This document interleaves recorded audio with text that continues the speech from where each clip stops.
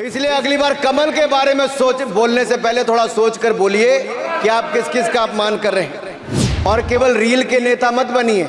Memes आपकी खूब बनती है। रियल नेता बनने के लिए सच बोलना पड़ता है। कुछ लोग एक्सीडेंटल हिंदू हैं और महाभारत का ज्ञान भी एक्सीडेंटल है। अगर आप बजट की ओर देखेंगे, इसकी भूरी भूरी प्रशंसा सब तरफ से हुई, लेकिन एक नेता ने यहाँ खड़े होकर जिस तरह से पहले कटाक्ष किया कमल पर, ना जाने कमल से उनको क्या विरोध है, लेकिन कमल के लिए, कमल का अगर शब्द का प्रयोग राजीव नाम के लिए भी किया जाता है, कमल के फूल को अगर राजीव कहेंगे तो वो भी है, लेकिन कहीं ना कहीं कमल को बुरा दिखाने का प्रयास किया गया। अरे भाई, ये बात सही है कि हमारा चुनाव चिन्ह कमल का फूल है और जनता ने तीसरी बार लगातार हमें सत्ता में बिठाने का काम किया है, लेकिन केवल एक कमल का फूल नहीं, इन्होंने अपमानित कुछ और करने का काम भी किया और मैं उसका थोड़ा उल्लेख यहाँ पर जरूर करना चाहता हूँ। ये कमल, इससे जुड़ा हुआ नाम राजीव भी है और राजीव आप जानते हैं किसका नाम है, आप सब जानते ही हैं। तो क्या उनको भी बुरा समझते? क्योंकि इन्होंने कहा, इन्होंने राजीव को हिंसा के साथ जोड़ने की बात कही, कमल को हिंसा के साथ जोड़ने की बात कही, लेकिन मैं कहना चाहता हूँ माँ लक्ष्मी का आसन भी कमल है, हमारा राष्ट्र पुष्प भी कमल है। और जिस पद्मासन मुद्रा में सिंधु सभ्यता में भगवान शिव की पशुपति नाथ के रूप में मूर्ति मिली थी, लोकमान्य तिलक पद्मासन मुद्रा में ही समाधिलीन हुए थे। आप कहते हैं कमल के चारों तरफ हिंसा है। आप कमल का अपमान नहीं कर रहे, आप बल्कि महायोगी भगवान शिव, भगवान बुद्ध और लोकमान्य तिलक जैसे महापुरुषों का अपमान कर रहे हैं।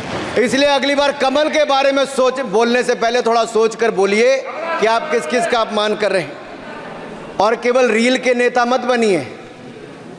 मीम्स आपकी खूब बनती है। रियल नेता बनने के लिए सच बोलना पड़ता है।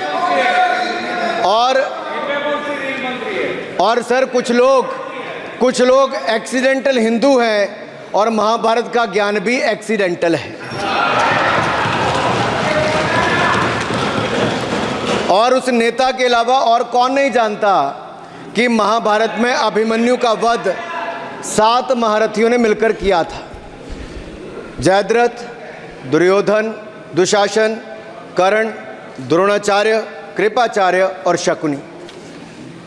लेकिन राहुल जी ने कभी महाभारत, शायद, अब मुझे तो पता नहीं, पढ़ा भी नहीं, पर देखा भी नहीं होगा शायद सर, मुझे लगता है अंकल सैम ने लिख कर दिया होगा, अंकल सोरोस ने लिख के दिया होगा, कहीं से पर्ची बनकर आई होगी और कूल डूड बनने का प्रयास किया होगा। मैं इतना ही कहूँगा, कल जो चक्रव्यूह में फंसाने की बात कर रहे थे, वो कर्ण को करना कह रहे थे, कृपाचार्य जी को कृपचाय बोल रहे थे। चलिए छोड़िए उसको। अध्यक्ष जी, कल तो ऐसा लग रहा था सदन के अंदर महाभारत पर इतना सारा ज्ञान दिया गया कि एक समय ऐसा लगा BR चोपड़ा के महाभारत के धारावाहिक का संगीत गूंजने लगा हो। और कहीं ना कहीं उन्होंने एक बार महाभारत पढ़ने के लिए फिर प्रेरित किया। मगर इस बार महाभारत पर मैंने एक नई पुस्तक पढ़ी जो उनकी पार्टी के विद्वान सांसद, जो इस सदन के सदस्य भी हैं, उन्होंने लिखी है। और उस पुस्तक का नाम है the great Indian novel. Rahul ji को अगर महाभारत और चक्रव्यूह के विषय में विस्तृत जानकारी लेनी है तो अपने उस सांसद से वो संपर्क कर सकते हैं।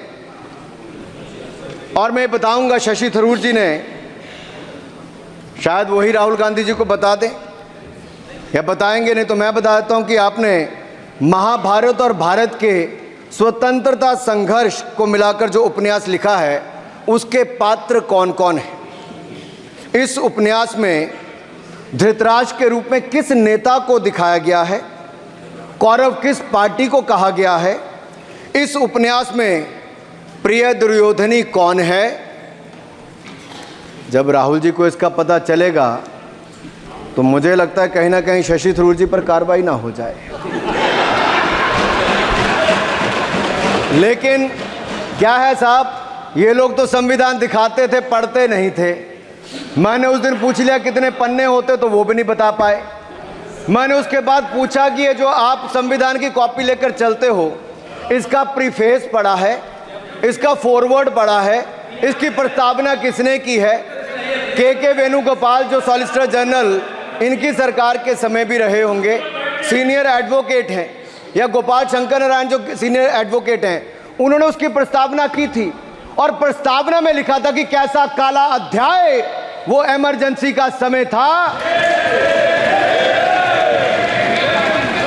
और ये संविधान जो डॉक्टर BR अंबेडकर जी ने दिया, अगर ये नहीं दिया होता तो आम जनमानस को अपने अधिकारों का पता भी नहीं लगता। लेकिन इन्होंने तो उसको पढ़ा ही नहीं था, लेकिन केवल कॉपी दिखा रहे थे इतने दिनों से साहब। জাতিগত জননা নিয়ে তীব্র বঙ্গানুবাদে জড়ালেন কংগ্রেস সাংসদ তথা সংসদের বিরোধী দলনেতা রাহুল গান্ধী এবং অনুরাগ ঠাকুর। মঙ্গলবার সংসদে স্পিকারের চেয়ারে বসেছিলেন জগদম্বিকা পাল। রাহুল গান্ধীকে লক্ষ্য করে অনুরাগ ঠাকুর বলেছেন, ওর জানা উচিত যে বিরোধী দলনেতার অর্থবিরোধী দলের নেতা প্রচারের নেতা নয়। কংগ্রেসের জামানায় একাধিক দুর্নীতির কথাও মনে করিয়ে দিয়েছেন অনুরাগ।